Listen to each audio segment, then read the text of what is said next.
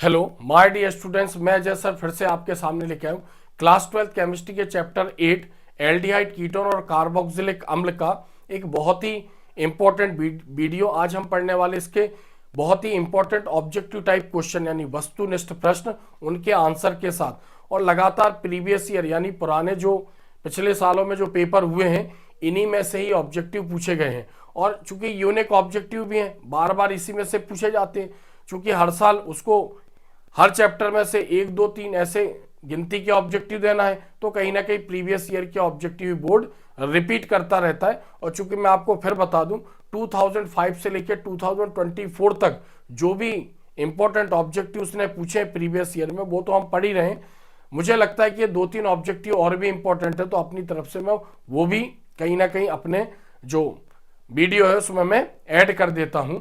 और 2025 का जो पेपर होगा उसमें भी इसी में से कोई ना कोई ऑब्जेक्टिव एग्जाम में 101% पूछा जाएगा, क्योंकि लगातार प्रीवियस ईयर में इसी से ही क्वेश्चन पूछे जाते हैं।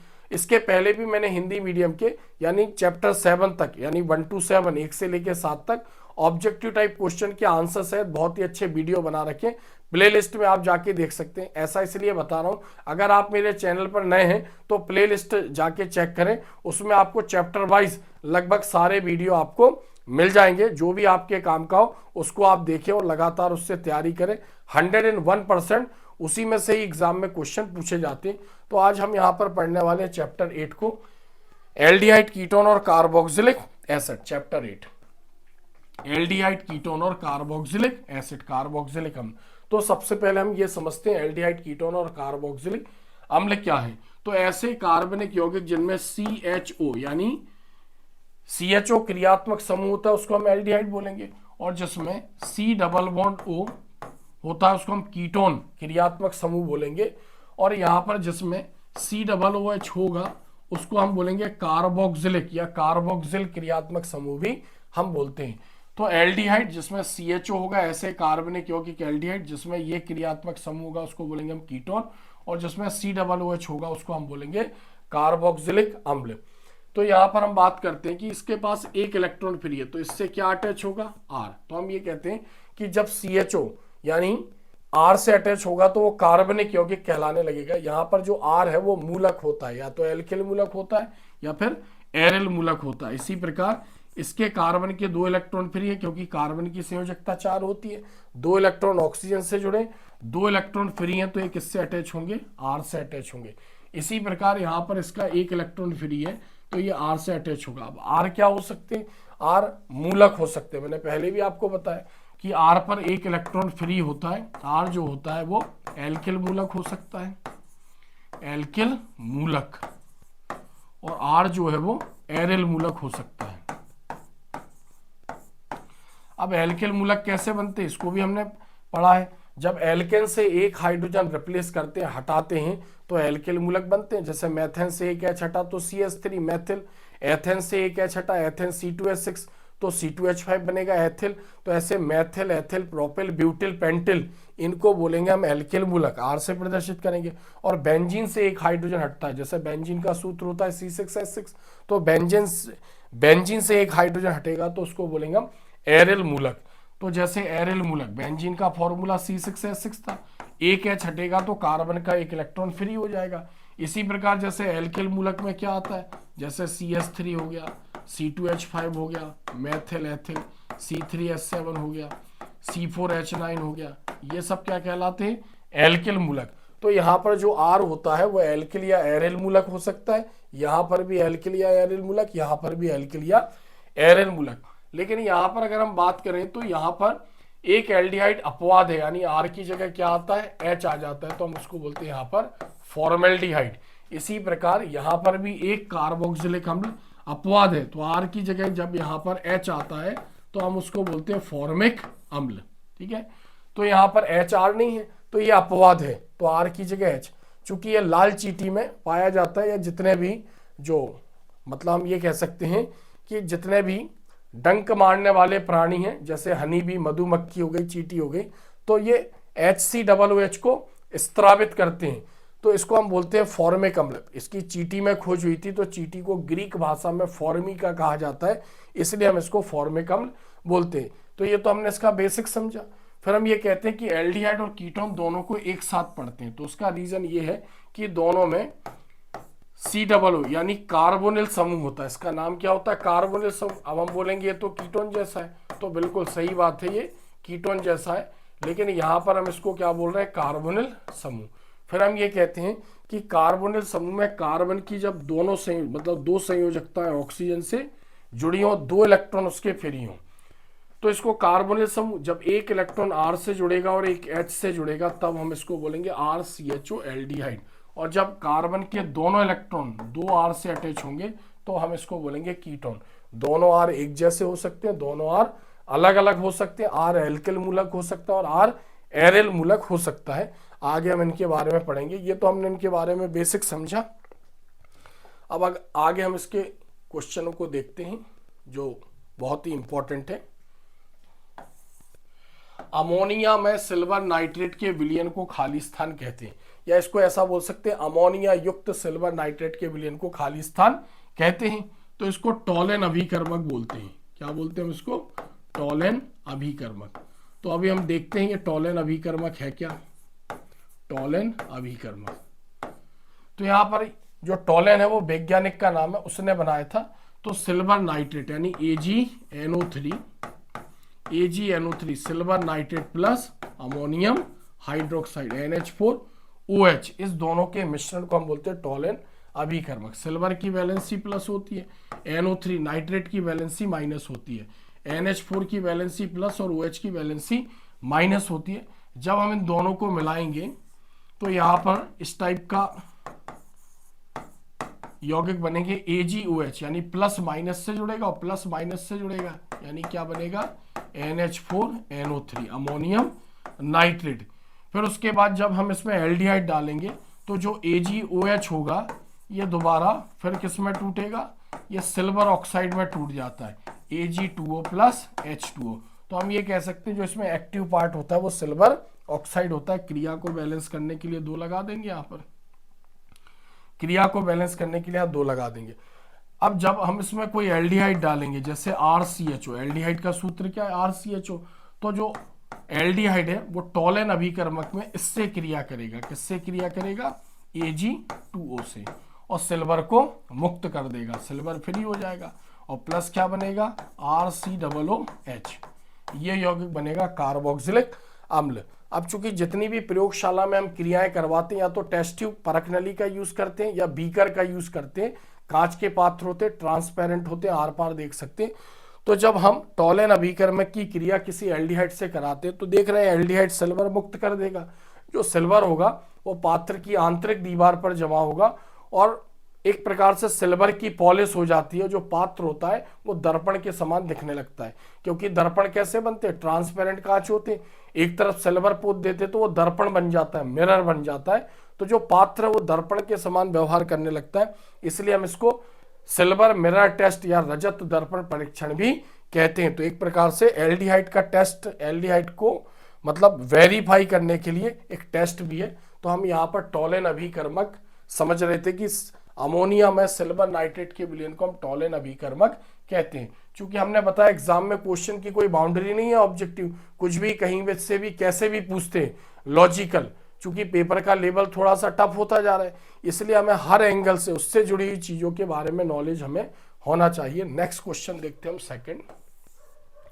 अम्ल क्लोराइड। अम्ल क्लोराइड का PdBaSO4, PD मतलब पैलेडियम और BaSO4 मतलब बेरियम सल्फेट द्वारा अपचयन होने पर खाली स्थान बनता है। अब हमें यह पता होना चाहिए एसिड क्लोराइड क्या है। तो एसिड क्लोराइड एक कार्बोक्सिलिक अम्ल का व्युत्पन्न है। तो यहां पर हम देखते हैं एसिड क्लोराइड क्या है, पहले हम इसको समझते हैं। तो RCOCl, इसको बोलते हैं हम एसिड क्लोराइड, और अपचयन का अर्थ होता है हाइड्रोजन से क्रिया। किसी भी कार्बनिक यौगिक का जब अपचयन पूछते हैं या ऑर्गेनिक केमिस्ट्री कार्बनिक रसायन हम पढ़ रहे होते हैं, तो उसका अर्थ होता है हाइड्रोजन से क्रिया। क्रिया को बैलेंस करने के लिए जनरली 2 हाइड्रोजन, 4 हाइड्रोजन या 6 हाइड्रोजन हम यूज करते हैं, जितने में वो क्रिया बैलेंस हो जाए। तो हम क्या पढ़ रहे हैं? अम्ल क्लोराइड। तो इसी को बोलते हैं हम अम्ल क्लोराइड या एसिड क्लोराइड। चूंकि कार्बोक्सिलिक अम्ल ने इसको बनाया, ये कार्बोक्सिलिक अम्ल का व्युत्पन्न है वो कार्बोक्सिलिक अम्ल, अम्ल मतलब एसिड, इसलिए हम इसको एसिड क्लोराइड या अम्ल क्लोराइड भी बोलते हैं। तो इसका आप चयन किसकी उपस्थिति में करवाना है, पीडी पैलेडियम और BaSO4 इसकी उपस्थिति में करवाना है।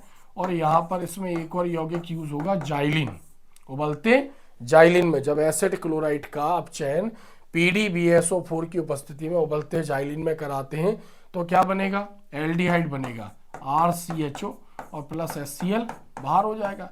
ऐसा रोजनमुंड ने बताया था, इसलिए हम इस क्रिया को रोजनमुंड अभिक्रिया भी कहते हैं। तो पहले हम इसको समझे, इसका ओपन स्ट्रक्चर देखें तो यहाँ पर R से H जुड़ा है और डबल बॉन्ड द्वारा इससे O जुड़ा हुआ है। तो एक H क्या करेगा, Cl को, सॉरी यहाँ पर H की जगह क्या है, Cl है, H की जगह क्या है Cl, RCOCl। तो जो एक H क्या करेगा, Cl से क्रिया करके HCl बना लेगा और दूसरा H इसकी जगह जुड़ जाएगा। यानी अपचयन में कितने यूज होंगे, 2H। मैंने पहले भी बताया क्रिया को बैलेंस करने के लिए 2H, 4H और 6H यूज होंगे। तो यहाँ पर एसिड क्लोराइड का अपचयन हुआ तो एल्डिहाइड बना और HCl बना, ऐसा रोजनमुंड ने बताया था, इसलिए हम इसको बोलते हैं रोजनमुंड अभिक्रिया। तो ये क्रिया जो मेन है वो PD पैलेडियम उत्प्रेरक की उपस्थिति में होती है। यहाँ पर जो BaSO4 है इस क्रिया के लिए विष का कार्य करता है, विष का कार्य करता है मतलब अगर BaSO4 नहीं मिलाते तो जो पैलेडियम है यानी PD है वो बने हुए यौगिक एल्डिहाइड का फिर हाइड्रोजन से क्रिया करवा देता, अपचयन करवा देता और उसको RCH2OH प्राथमिक एल्कोहल में परिवर्तित कर देता। यानी क्रिया को एल्डिहाइड बनने के बाद तुरंत रोकने के लिए इसमें BaSO4 का उपयोग किया जाता है। तो इसके बारे में हमें यहाँ पर पता होना चाहिए। तो हम पढ़ रहे हैं अम्ल क्लोराइड का PdBaSO4 द्वारा अपचयन होने पर खाली स्थान बनता है तो क्या बनेगा इसमें, RCHO और इसका नाम क्या होता है, इसका नाम होता है यहाँ पर एल्डिहाइड, एल्डिहाइड बनेगा। तो नेक्स्ट क्वेश्चन हम देखते हैं, तीसरा क्वेश्चन, कैल्शियम फॉर्मेट के शुष्क आसवन, शुष्क आसवन मतलब उसको ड्राई हीट करेंगे, सूखा उसको गर्म करेंगे तो बनने वाला यौगिक हमें बताना है कि कौन सा यौगिक इसमें प्राप्त होगा। तो हम देखते हैं यहाँ पर। तो पहले हमें ये पता हो फॉर्मेट क्या है। जैसे हम बोलते हैं RCOOH, इसको हम कार्बोक्सिलिक अम्ल बोलते हैं। क्या बोलते हैं हम इसको, कार्बोक्सिलिक अम्ल। जब इसको पानी में डालेंगे तो H+ अलग हो जाएगा और इसके ऊपर नेगेटिव चार्ज आ जाएगा, इसको हम बोलते हैं एल्केनोएट।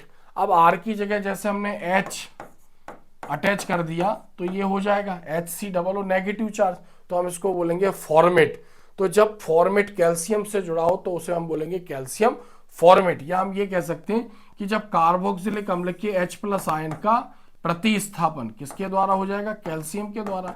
तो कैल्शियम की वैलेंसी कितनी होती है, 2+। अगर यही H सोडियम के द्वारा हटता या सिल्वर के द्वारा हटता तो बनने वाला ये यौगिक ये बनता RCOONA।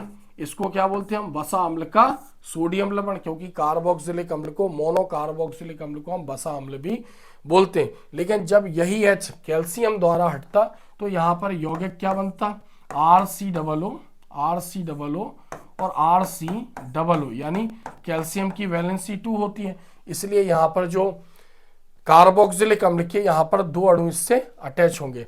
तो हम क्या बोल रहे हैं, कैल्शियम फॉर्मेट। तो कैल्शियम फॉर्मेट क्या हो जाएगा, जब R की जगह क्या आ जाएगा, R की जगह H आ जाएगा यहाँ पर, तो इसको हम बोलेंगे कैल्शियम फॉर्मेट। अब कैल्शियम फॉर्मेट को जब सूखा गर्म करेंगे यानी ड्राई हीट करेंगे तो ऐसे कार्बनिक यौगिक जिनमें कैल्शियम होता है और जब उनके ऊपर क्रिया कराई जाती है तो एक उत्पाद CaCO3 बाहर निकलता ही है, यानी कैल्शियम कार्बोनेट बाहर निकलेगा। तो हमने यहाँ से कैल्शियम कार्बोनेट को बाहर कर दिया, CaCO3, तो बचा हुआ जो यौगिक है वो है HCHO, ये बनेगा, यानी फॉर्मेल्डिहाइड। तो क्वेश्चन क्या है, कैल्शियम फॉर्मेट का शुष्क आसवन करेंगे तो क्या बनेगा यहाँ पर, फॉर्मेल्डिहाइड, फॉर्मेल्डिहाइड। इसको ध्यान दें आप, कैल्शियम फॉर्मेट का शुष्क आसवन करने पर फॉर्मेल्डिहाइड बनता है। तो मैंने समझा है कि क्या कैल्शियम वसा अम्ल का, इसको कैल्शियम लवण भी बोलते हैं और कैल्शियम फॉर्मेट जो है वो वसा अम्ल का एक कैल्शियम लवण भी है। तो मैंने आपको ये बताया कि पहले कैल्शियम फॉर्मेट बना कैसे और फिर कैल्शियम फॉर्मेट का शुष्क आसवन करवाएंगे तो फॉर्मेल्डिहाइड कैसे बनेगा। नेक्स्ट क्वेश्चन देखते हैं, अम्ल क्लोराइड। जैसे यहाँ पर हमने पढ़ा था अम्ल क्लोराइड, तो अम्ल क्लोराइड का PdBSO4 द्वारा, यानी यही क्रिया है। अब थोड़ा उसने चेंज कर दिया क्वेश्चन, PdBSO4 द्वारा अपचयन पर एल्डिहाइड बनता है। क्या बोल रहे हैं अब, उसने बता दिया कि इसका अपचयन करवाएंगे इसकी उपस्थिति में तो एल्डिहाइड बनेगा। यह खाली स्थान अभिक्रिया है। तो अभी हमने पढ़ा, इसको क्या बोलेंगे हम, रोजनमुंड अभिक्रिया। रोजनमुंड अभिक्रिया, क्या बोलेंगे हम इसको, रोजनमुंड अभिक्रिया। ऐसा रोजनमुंड ने बताया था कि जब एसिड क्लोराइड का अपचयन PdBSO4 की उपस्थिति में उबलते जाइलिन में कराते हैं तो एल्डिहाइड बनता है। इसको रोजनमुंड ने बताया था, इसलिए हम इसको बोलते हैं रोजनमुंड अभिक्रिया। नेक्स्ट 5th नंबर का क्वेश्चन देखते हैं। अल्फा हाइड्रोजन युक्त एल्डिहाइड, अल्फा हाइड्रोजन युक्त एल्डिहाइड तनु NaOH से क्रिया कर खाली स्थान बनाता है। तो सबसे पहले हमें यह पता होना चाहिए कि अल्फा हाइड्रोजन युक्त एल्डिहाइड है क्या। तो जैसे एल्डिहाइड का क्रियात्मक समूह होता है CHO। अब जब क्रियात्मक समूह CHO किसी कार्बन से जुड़ा होता है तो हम इसको बोलते हैं अल्फा कार्बन। और इस कार्बन से अगर हाइड्रोजन अटैच है तो ये हाइड्रोजन भी क्या कहलाएंगे, अल्फा हाइड्रोजन। तो जब भी कोई क्रियात्मक समूह किसी कार्बन से अटैच होता है तो पहला कार्बन अल्फा कार्बन, उसके आगे का कार्बन कहलाएगा बीटा कार्बन। जैसे मान लो ये कार्बन और आगे किसी कार्बन से जुड़ा होता तो हम इसको बोलते हैं बीटा कार्बन, और ये कार्बन क्या कहलाता है, गामा, और ये कहलाता है डेल्टा कार्बन। तो हम क्या बोल रहे हैं, यहां हम समझ रहे हैं कि अल्फा हाइड्रोजन युक्त एल्डिहाइड है क्या। अब जैसे कुछ एल्डिहाइड ऐसे हैं, जैसे मान लो हमने लिखा HCHO। अब क्रियात्मक समूह तो है लेकिन डायरेक्ट S से जुड़ा है तो हम इसको क्या बोलेंगे, कार्बन तो इसमें है नहीं, इसको बोलेंगे अल्फा हाइड्रोजन विहीन एल्डिहाइड। क्या बोलेंगे, अल्फा हाइड्रोजन विहीन एल्डिहाइड। या फिर हम एक और देखें C6H5CHO, इसका नाम होता है बेंजल्डिहाइड। अब ये भी अल्फा हाइड्रोजन विहीन एल्डिहाइड। कैसे, CHO जिस कार्बन से जुड़ा है उस कार्बन में हाइड्रोजन नहीं है, बाकी सभी कार्बन में। तो हम क्या बोलते हैं कि जब बेंजीन रिंग के ऊपर CHO अटैच होता है तो हम इसको बोलते हैं बेंजल्डिहाइड। तो हम सभी जानते हैं कि बेंजीन के ऊपर कुछ जुड़ा होता है तो बेंजीन का फॉर्मूला C6H5 होता है। तो इस कार्बन को छोड़ दिया जाए जिस कार्बन से ये अटैच है, बाकी सभी कार्बन में हाइड्रोजन है, केवल इस कार्बन में हाइड्रोजन नहीं है। तो कार्बन तो है, हाइड्रोजन नहीं है, तो हम इसको बोलेंगे अल्फा हाइड्रोजन विहीन एल्डिहाइड। तो यहाँ पर भी H है लेकिन कार्बन नहीं है, उसमें कार्बन है H नहीं है, तो बेंजल्डिहाइड और फॉर्मेल्डिहाइड दोनों को हम बोलते हैं अल्फा हाइड्रोजन विहीन एल्डिहाइड। इसको छोड़ दिया जाए तो बाकी सभी एल्डिहाइड अल्फा हाइड्रोजन युक्त एल्डिहाइड है। तो अब हम समझते हैं कि क्वेश्चन हमारा क्या है। अभी तो हमने ये बताया कि अल्फा हाइड्रोजन युक्त एल्डिहाइड और अल्फा हाइड्रोजन विहीन एल्डिहाइड हम किसको बोल रहे हैं। अभी क्वेश्चन क्या है हम उसको देखते हैं। तो अल्फा हाइड्रोजन युक्त एल्डिहाइड की क्रिया तनु NaOH से कराते हैं तो क्या बनता है, एल्डोल बनता है। क्या बनता है, एल्डोल।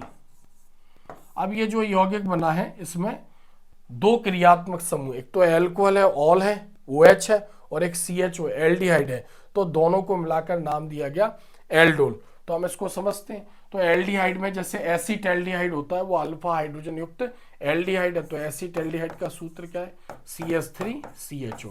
तो क्रियात्मक समूह किससे जुड़ा है, कार्बन से जुड़ा है, तो इसको अल्फा कार्बन, इससे जुड़े हुए H को बोलेंगे हम अल्फा हाइड्रोजन। तो एल्डिहाइड के दो अणु यहाँ पर हम यूज करेंगे, एक तो ये हो गया एल्डिहाइड CH3CHO। अब हम इसको थोड़ा सा अलग तरीके से लिखते हैं ताकि हमें क्रिया थोड़ी समझ में आ जाए अच्छी तरीके से। तो हम यहाँ पर बताते हैं CH3 और यहाँ पर डबल बॉन्ड द्वारा ऑक्सीजन, और इससे क्या अटैच है यहाँ पर H, तो ये एल्डिहाइड हो गया CH3CHO एसिटेल्डिहाइड। दो अणु लेंगे, दूसरे को ब्रेक करके लिखेंगे, यानी इसको ब्रेक कर देंगे, इसके एक H को पहले दिखा देंगे और CH2 और CHO, ठीक है। और क्रिया किसकी उपस्थिति में होनी है, NaOH की उपस्थिति में ये क्रिया होगी। तो इसका बॉन्ड टूट जाएगा, ऑक्सीजन और कार्बन के बीच में डबल बॉन्ड है, हमें मालूम है पहला सिग्मा दूसरा पाई होता है। पाई बॉन्ड क्रियाशील होता है और कमजोर होता है, टूट जाएगा। तो ये बॉन्ड टूटेगा तो एक इलेक्ट्रॉन कार्बन पर और एक इलेक्ट्रॉन ऑक्सीजन पर फ्री होगा। H निकलकर यहाँ पर ऑक्सीजन से जुड़ जाएगा और कार्बन इस कार्बन से जुड़ जाएगा जब H निकलेगा। तो यहाँ पर जो यौगिक बनेगा वो ऐसा बनेगा CH3, नीचे C से यहाँ O से क्या जुड़ गया H, ऊपर इसका H जुड़ा हुआ था और ये डायरेक्ट जुड़ गया CH2CHO, इससे जुड़ गया। इसको बोलते हैं हम एल्डोल। अब इसका करेक्ट नाम है एसिटेल्डोल बोलते हैं। तो यहाँ पर इसमें CHO क्रियात्मक समूह है, एल्डिहाइड है, और यहाँ पर OH क्रियात्मक समूह है, एल्कोहल है। तो एल्डिहाइड और एल्कोहल ऑल दोनों को मिलाकर यहाँ पर कंपाउंड बना एल्डोल। तो जब अल्फा हाइड्रोजन युक्त एल्डिहाइड के दो अणुओं की क्रिया NaOH से कराई जाती है तो एल्डोल बनता है। जैसे एसिटल्डिहाइड के दो अणु लेते हैं तो इसको बोलते हैं एसिटेल्डोल, और अगर एसीटोन के दो अणु लेते हैं, चूंकि कीटोन में CH3CO, इसको क्या बोलते हैं हम, एसीटोन या डाई मेथिल कीटोन। तो ये क्रियात्मक समूह है, ये अल्फा कार्बन और ये अल्फा कार्बन, और हाइड्रोजन क्या कहलाएंगे, अल्फा हाइड्रोजन।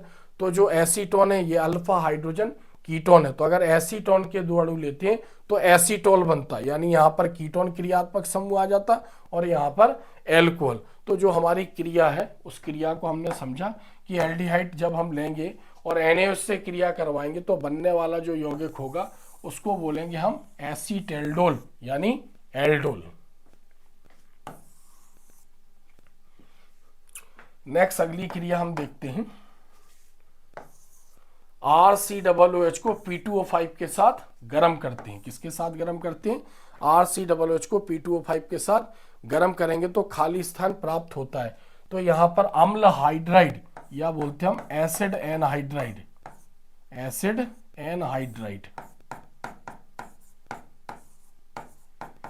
एसिड एनहाइड्राइड ये प्राप्त होते हैं। तो अब हम क्रिया देखते हैं। तो कार्बोक्सिलिक अम्ल के RCOOH मतलब कार्बोक्सिलिक अम्ल, तो इसके दो अणु लिए जाएंगे। कितने अणु लिए जाएंगे, दो। और P2O5 यानी फॉस्फोरस पेंटाऑक्साइड इसका नाम होता है, इसकी उपस्थिति में गर्म करेंगे। एक ये निर्जलीकारक भी है, यानी एक डिहाइड्रेटिंग एजेंट है। अगर किसी यौगिक में इसको मिलाते हैं और उस यौगिक से H2O यानी जल के अणु के निकलने की जरा सी भी संभावना होती है तो ये निकाल देगा। तो यहाँ से H निकलेगा और यहाँ से OH निकलेगा, यानी क्या निकल जाएगा, H2O बाहर निकल जाएगा। तो बनने वाला यौगिक क्या होगा, RCO, ऊपर क्या बचा, RCO और एक ऑक्सीजन जो एक्स्ट्रा है वो इससे कनेक्ट हो जाएगा। इसको हम ऐसा भी लिखेंगे RCO होल ट्वाइस और O, इस प्रकार से भी लिखेंगे। तो इसको बोलते हैं हम एसिड एनहाइड्राइड। तो RCOOH को P2O5 फॉस्फोरस पेंटाऑक्साइड की उपस्थिति में गर्म करेंगे तो ये यौगिक बनेगा। इस यौगिक का नाम होता है एसिड एनहाइड्राइड। तो ध्यान दें यहाँ पर। नेक्स्ट क्वेश्चन है ZnHg plus HCl, ZnHg plus HCl अभिकर्मक का नाम क्या है। इसको क्लीमेंजन ने बताया था, क्लीमेंजन ने बनाया था, इसलिए हम इसको बोलते हैं क्लीमेंजन, क्लीमेंजन अभिकर्मक, क्लीमेंजन अभिकर्मक, क्लीमेंजन अभिकर्मक।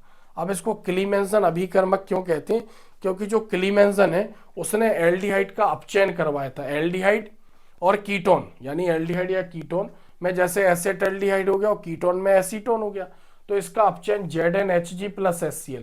चूंकि जिंक के साथ मरकरी है, जिंक भी धातु है, मरकरी भी धातु है, तो जब मरकरी किसी धातु के साथ जुड़ी होती है तो उस धातु का नाम लिखकर मरकरी को अमलगम बोलते हैं।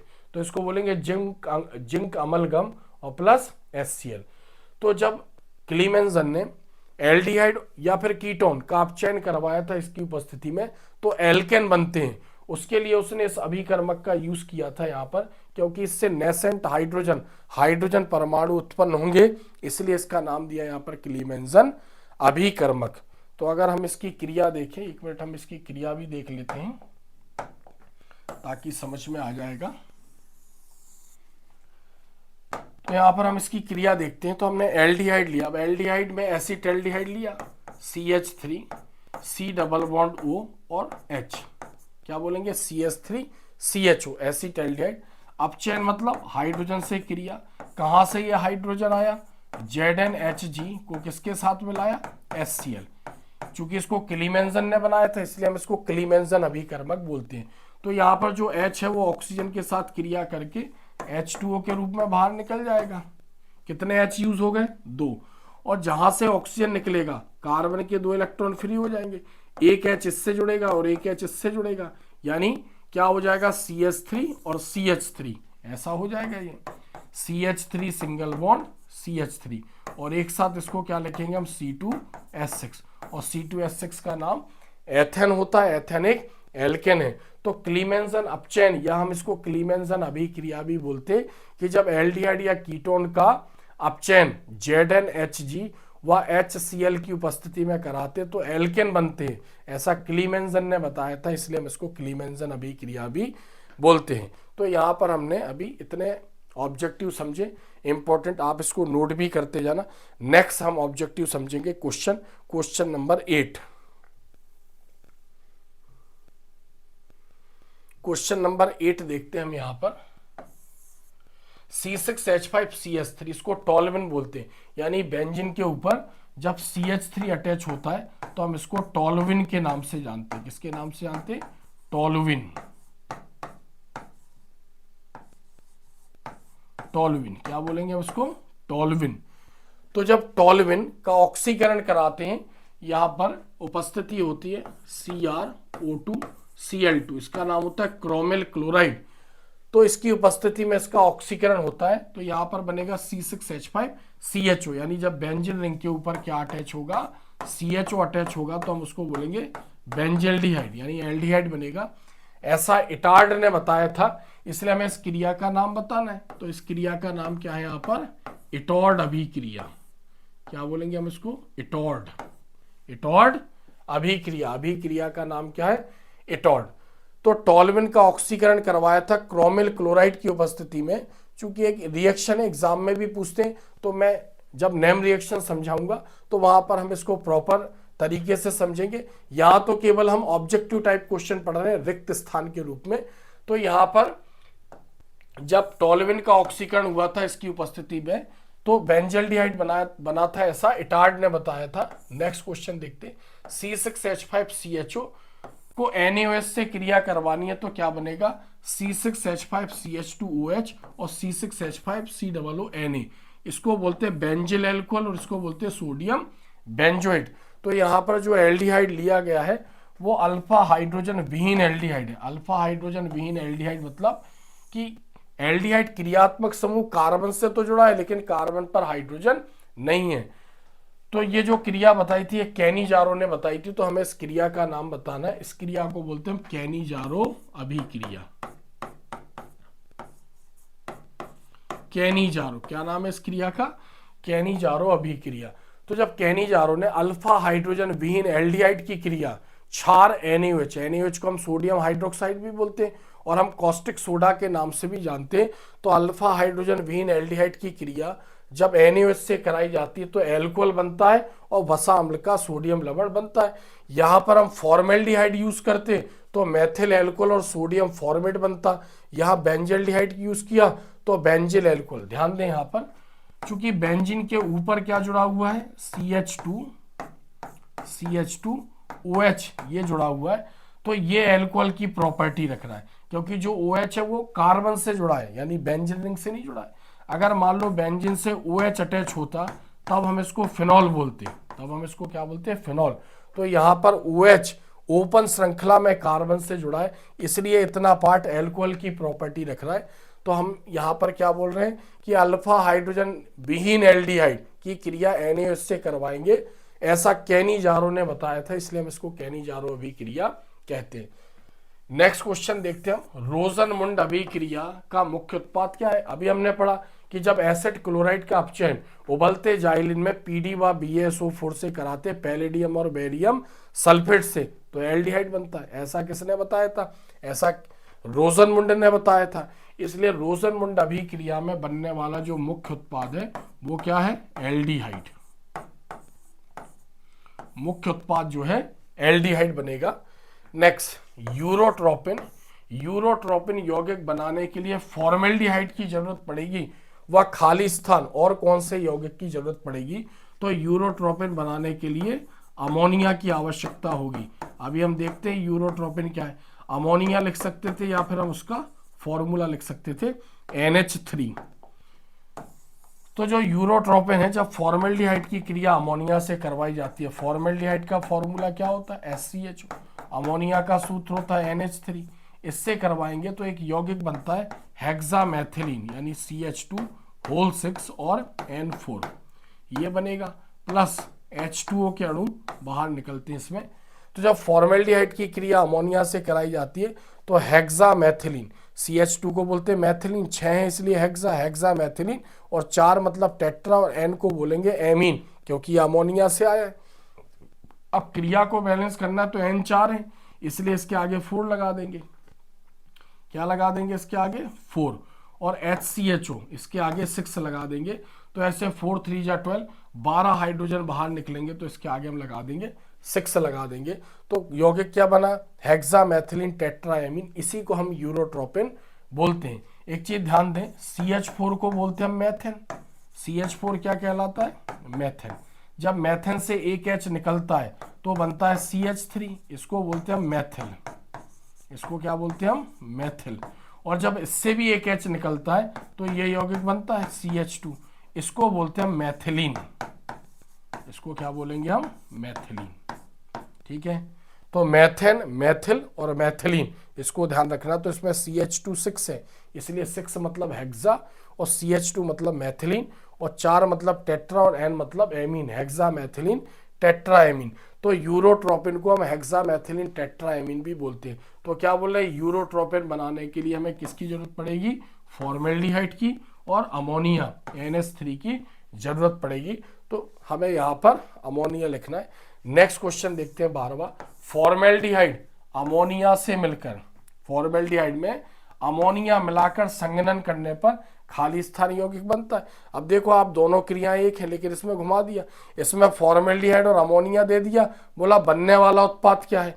इसमें यूरोट्रोपिन बनने वाला उत्पाद दिया था और अभिकारक, और एक अभिकारक दिया था, दूसरा अभिकारक मिसिंग था। तो क्या लिखना है? अभी आपको आंसर समझ में आ गया होगा।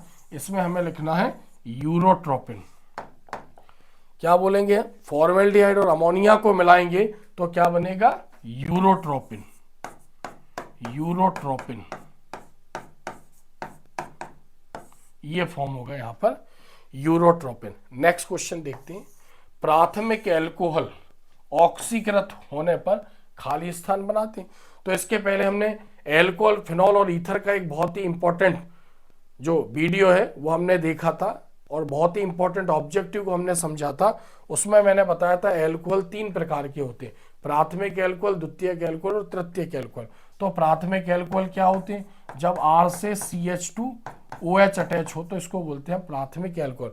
ऑक्सीकृत या ऑक्सीकरण होने पर, इसका ऑक्सीकरण मतलब जब इसकी ऑक्सीजन से क्रिया होगी, ऑक्सीजन परमाणु से, तो क्या बनेगा? तो इसके 2 हाइड्रोजन ऑक्सीजन के साथ H2O के रूप में बाहर निकल जाएंगे। अब बचेगा क्या? RCHO। तो क्या बनेगा? प्राथमिक एल्कोहल का ऑक्सीकरण होने पर क्या बनेगा? एल्डिहाइड बनता है। एल्डिहाइड बनता है। ठीक है। द्वितीयक एल्कोहल का ऑक्सीकरण, हालांकि इसमें है नहीं क्वेश्चन, लेकिन द्वितीयक एल्कोहल का ऑक्सीकरण जब होता है तो कीटोन बनता है, और प्राथमिक एल्कोहल का ऑक्सीकरण होने पर एल्डिहाइड बनता है। नेक्स्ट क्वेश्चन देखते हैं 14। बेंजल्डिहाइड को खाली स्थान भी कहते हैं। तो बेंजल्डिहाइड क्या है? जब बेंजीन के ऊपर CHO अटैच होगा तो हम उसको बोलेंगे बेंजल्डिहाइड, C6H5CHO, यानी बेंजल्डिहाइड को कड़वे बादाम का तेल भी कहते हैं। क्या बोलेंगे हम इसको? कड़वे बादाम, कड़वे बादाम का तेल, इसके नाम से भी ये जाना जाता है और एक बहुत ही इंपॉर्टेंट ऑब्जेक्टिव है। कड़वे बादाम का तेल भी हम इसको बोलेंगे, इसको ध्यान रखना। बेंजल्डिहाइड मतलब C6H5CHO, बेंजीन के ऊपर जब CHO अटैच होगा तो उसको हम बोलेंगे बेंजल्डिहाइड। नेक्स्ट क्वेश्चन देखते हैं हम, क्वेश्चन नंबर 15।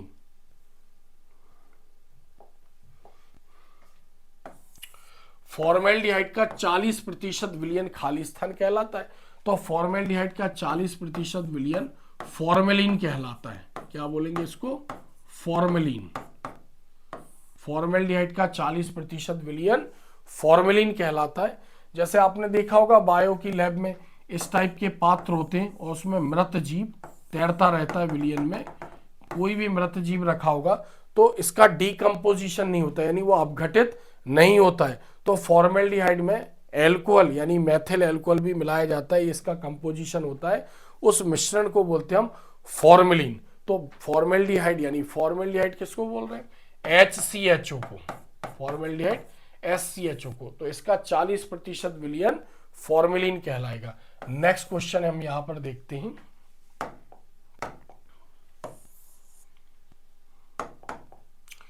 RCOH कार्बोक्सिलिक अम्ल को N3H का नाम होता है हाइड्राजोइक अम्ल या हाइड्रोजोइक अम्ल भी बोलते हैं हम इसको, हाइड्रोजोइक अम्ल। ध्यान दें, आपको कंफ्यूजन होता है, अमोनिया जैसा दिखता है, अमोनिया का फॉर्मूला होता है NH3 और इसमें N3H है। तो जब कार्बोक्सिलिक अम्ल को हाइड्राजोइक अम्ल के साथ गर्म करते, किसकी उपस्थिति में? सांद्र H2SO4, सांद्र H2SO4 की उपस्थिति में। तो क्या बनेगा? RNH2 प्राथमिक एमीन, CO2 कार्बन डाइऑक्साइड और N2 बनेगा। इस अभिक्रिया का हमें नाम बताना है, तो इस क्रिया का नाम है श्मिट। ऐसा श्मिट ने बताया था, तो इस क्रिया का नाम क्या है? श्मिट अभिक्रिया। कार्बोक्सिलिक अम्ल को हाइड्राजोइक अम्ल के साथ गर्म करते तो प्राथमिक एमीन बना। तो यहां पर हम देखते हैं R की जगह हम कुछ भी ले सकते थे, R की जगह CH3 लेते तो ये हो जाता है एसिटिक अम्ल, R की जगह C6H5 लेते तो बेंजोइक अम्ल हो जाता C6H5COOH। अगर CH3 रखते तो मेथिलेमीन बनता, यहां पर C6H5 रखते तो फिर एनिलीन बनता। तो ये आपको ध्यान देना है, श्मिट अभिक्रिया यानी कार्बोक्सिलिक अम्ल को सांद्र H2SO4 की उपस्थिति में हाइड्रोजोइक अम्ल के साथ गर्म करते तो प्राथमिक एमीन, कार्बन डाइऑक्साइड और N2 गैस ये निकलती है। तो इस क्रिया को समझते हैं हम थोड़ा सा, पहले इसको हम क्लीन करते हैं, ये तो मैंने आपको बताया है। तो यहां से क्या निकलेगा? R निकलेगा, एक N निकलेगा और दोनों H निकलेंगे, RNH2 ये निकल गया। फिर N3 में से एक N निकल गया तो N2 बचा, तो ये N2 बाहर निकल गया और COO ने यहां पर पार्टिसिपेट नहीं किया तो ये CO2 के रूप में बाहर निकल जाएगा, ऐसा श्मिट ने बताया था। नेक्स्ट क्वेश्चन देखते हैं हम। बेंजल्डिहाइड को एल्कोहलीय KCN, तो यहां पर एल्कोहलीय होना चाहिए या जलीय, एल्कोहल यानी KCN, पोटेशियम साइनाइड में क्या मिला हो? एल्कोहल मिला हो, तो हम उसको बोलेंगे एल्कोहलीय KCN, पोटेशियम साइनाइड। इसके साथ गर्म करने पर क्या बनता है? बेंजोइन बनता है। क्या बनेगा? बेंजोइन। इसके साथ गर्म करेंगे तो बेंजोइन बनेगा। अब हम क्रिया देखते हैं बेंजल्डिहाइड की कि कैसे बेंजोइन बना। तो बेंजल्डिहाइड का फॉर्मूला क्या होता है? C6H5CHO, C6H5CHO। तो हम यहां पर इसको ऐसा लिख सकते हैं, C6H5 और डबल बॉन्ड द्वारा O और ऊपर जोड़ देंगे H, C6H5CHO। तो बेंजल्डिहाइड के दो अणु यूज होंगे यहाँ पर। तो एक तो हमने ऐसा लिखा, दूसरे में हम क्रियात्मक समूह के H को ऐसा दिखाएंगे, डबल बॉन्ड यहाँ दिखाएंगे और यहाँ दिखाएंगे C6H5। तो बेंजल्डिहाइड के दो अणु यहाँ पर यूज किए और क्या लेंगे? KCN, potassium cyanide. तो बॉन्ड टूटेगा, कार्बन और ऑक्सीजन के बीच का बॉन्ड टूट जाएगा, एक इलेक्ट्रॉन कार्बन पर एक ऊपर पर फ्री हो जाएगा, इससे जुड़ जाएगा यहाँ पर H और H निकलेगा तो कार्बन का इलेक्ट्रॉन फ्री हो जाएगा, कार्बन कार्बन से जुड़ जाएगा। तो यौगिक क्या बनेगा यहाँ पर? C6H5 और C से OH और इसके ऊपर H अटैच है, ऐसा हो गया। बाकी ये जो है पूरा पार्ट वो आगे इससे जुड़ जाएगा, C डबल बॉन्ड O और C6H5, इसको बोलते हैं हम बेंजोइन। तो जब बेंजल्डिहाइड के दो अणुओं का संघनन KCN की उपस्थिति में कराते तो बेंजोइन बनता है। तो हमें क्या बताना है कि जब बेंजल्डिहाइड का एल्कोहलीय KCN के साथ गर्म करेंगे तो बनने वाला यौगिक क्या है। नेक्स्ट क्वेश्चन देखते हैं हम।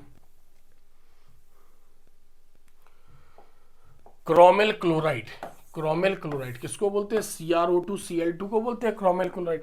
इसके पहले जब हमने डी ब्लॉक और एफ ब्लॉक के तत्वों के ऑब्जेक्टिव समझे थे तब हमने उसमें बताया था कि अम्लीय K2Cr2O7 यानी K2Cr2O7 में अम्ल मिलाते हैं और किसी धातु क्लोराइड जैसे NaCl या KCl के साथ उसकी क्रिया करवाते हैं तो नारंगी लाल रंग की यानी ऑरेंज रेड कलर की वेपर्स निकलती हैं, वाष्पें निकलती हैं क्रोमिल क्लोराइड की। वहां पर भी एक बहुत इंपॉर्टेंट ऑब्जेक्टिव था।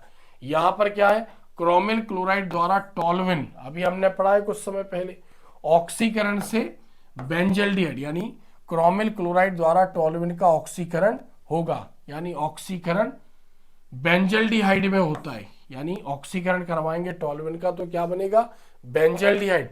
इस क्रिया का नाम बताने, ये अभिक्रिया नीचे आ गई बट, तो इस क्रिया का नाम होता है इटॉर्ड अभिक्रिया।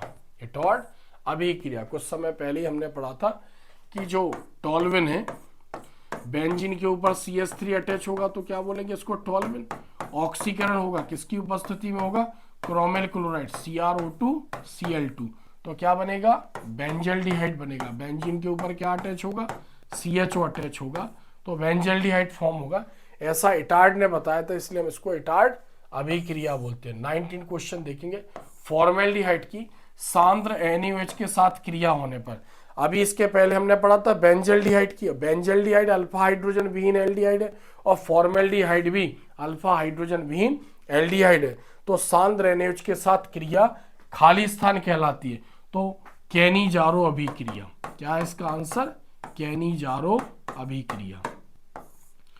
तो एक चीज ध्यान रखना, वहां तो बेंजल्डिहाइड था, यहाँ फॉर्मेल्डिहाइड है, लेकिन ऐसा भी बोल सकता है कि अल्फा हाइड्रोजन विहीन, बगैर अल्फा हाइड्रोजन वाले एल्डिहाइड की क्रिया NaOH से कराते हैं NaOH, तो उस क्रिया का नाम क्या है, तब भी हम क्या लिखेंगे, कैनिजारो अभिक्रिया।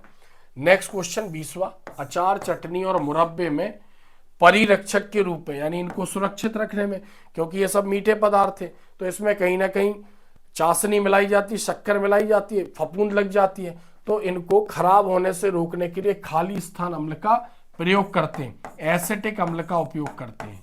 किसका उपयोग करेंगे, एसिटिक अम्ल। या तो हम नाम लिख सकते थे, नहीं तो फॉर्मूला लिख सकते थे, CH3COOH। बेंजोइक अम्ल भी हम यहाँ पर लिख सकते थे, क्योंकि बेंजोइक अम्ल भी हो गया और सोडियम बेंजोएट हो गया, C6H5COOH और C6H5COONA, इसका भी यूज करते हैं, लेकिन यहाँ पर करेक्ट आंसर है एसिटिक अम्ल। नेक्स्ट, एल्डिहाइड और कीटोन परस्पर खाली स्थान समावयवी हैं, तो दोनों क्या है, क्रियात्मक समावयवी हैं। क्रियात्मक समावयवी हैं क्योंकि दोनों में कार्बोनिल समूह उपस्थित होता है, इसलिए दोनों एक दूसरे के क्रियात्मक समावयवी हैं। नेक्स्ट क्वेश्चन, एल्डिहाइड और कीटोन में खाली स्थान समूह उपस्थित होता है, तो अभी हमने पढ़ा है कार्बोनिल, जब चैप्टर को शुरुआत में हम समझ रहे थे तो हमने बताया था कि एल्डिहाइड और कीटोन दोनों को एक साथ क्यों पढ़ते हैं, क्योंकि दोनों में कार्बोनिल समूह उपस्थित होता है। तो या तो हम नाम लिख सकते थे या फिर ऐसा लिख सकते थे C+O और समूह, इसको बोलते हैं हम कार्बोनिल समूह, एल्डिहाइड कीटोन। क्योंकि कार्बन की संयोजकता 4 होती है, 2 जो इलेक्ट्रॉन है वो ऑक्सीजन से अटैच है, 2 इलेक्ट्रॉन इसके फ्री हैं। जब एक इलेक्ट्रॉन R से और दूसरा H से जुड़ेगा तो RCHO एल्डिहाइड, और दोनों इलेक्ट्रॉन इसके R से जुड़ेंगे तब हम इसको कीटोन बोलेंगे। नेक्स्ट क्वेश्चन देखते हैं हम।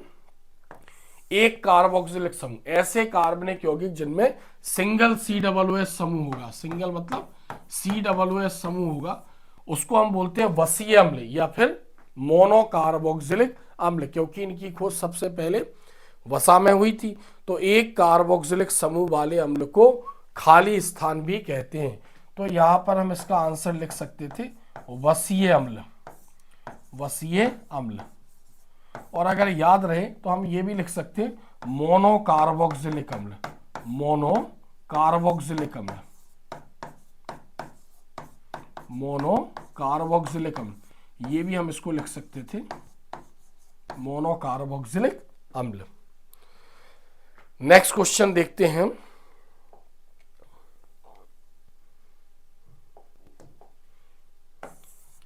एल्डिहाइड में अल्फा हाइड्रोजन की प्रकृति खाली स्थान होती है, तो जो अल्फा हाइड्रोजन एक तो एल्डिहाइड होते हैं उनकी प्रकृति कैसी होती है, अम्लीय होती है।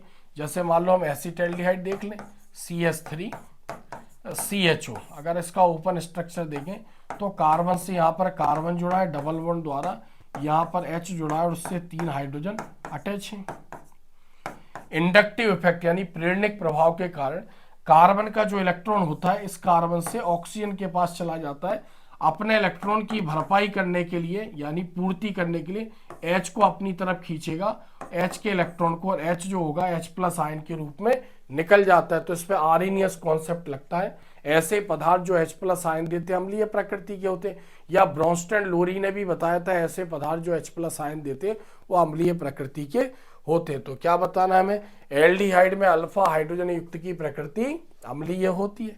नेक्स्ट, स्टीफन अभिक्रिया द्वारा खाली स्थान यौगिक बनाए जाते हैं।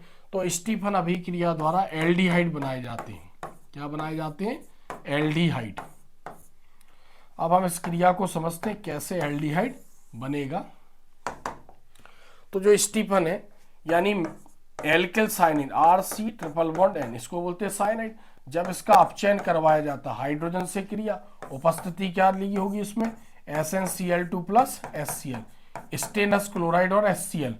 तो यहाँ पर इसका बॉन्ड टूट जाएगा, ट्रिपल बॉन्ड डबल बॉन्ड में कन्वर्ट हो जाएगा, यहाँ पर H जुड़ जाएगा और यहाँ पर H, कितने H यूज होंगे, 2H। तो कंपाउंड क्या बनेगा, RCH double bond NH।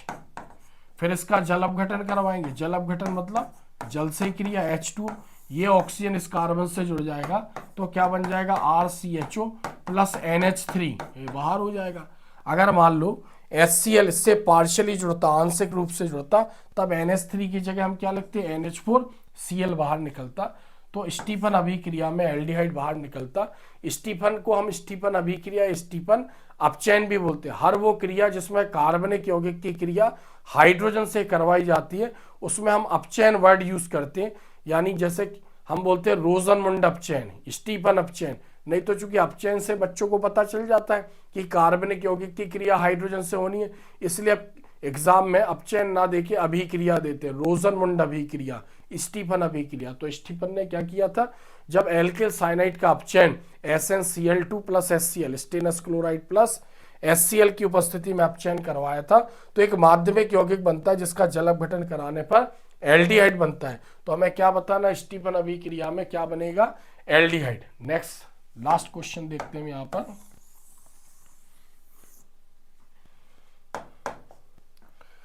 C6H5COOH की क्रिया किससे करवाएं कि ये यौगिक बने, C6H5CONH2। ये इसमें एक्स्ट्रा लिखा गया, मिस्टेक है।